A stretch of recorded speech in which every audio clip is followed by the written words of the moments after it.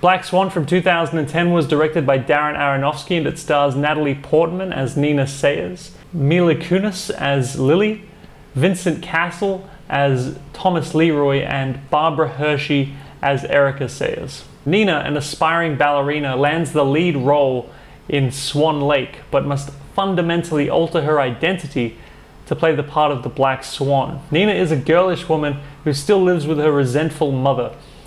She's put all of her time and energy and effort into perfecting her technique, and as a result, she's unwittingly failed to mature as a woman.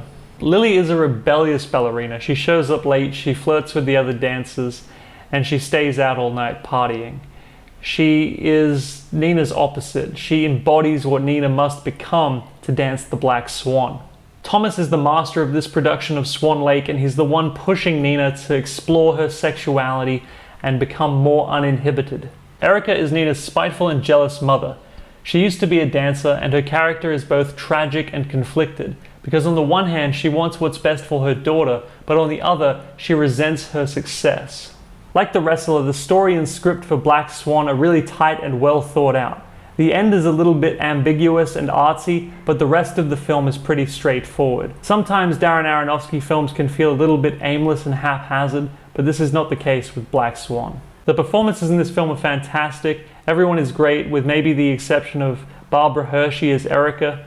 I found her portrayal of a covetous mother to be way over the top, but this is probably the fault of the director. Aronofsky tends to drive points like this home a little too strongly. I love the atmosphere of tension and anxiety Black Swan has.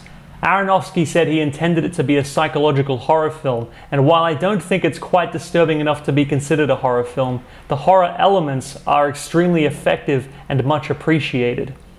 The film certainly benefits from its fusion of genres, but I can't help wondering if I'd like the film even more if it had been all-out psychological horror.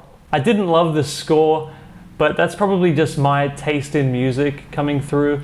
Apparently the music used was the same as that used in the Black Swan ballet, but played backward and slightly distorted, which is pretty cool and creepy. I would like to have seen Nina go a little bit more crazy, and again this goes back to my wish that the film was just straight out psychological horror.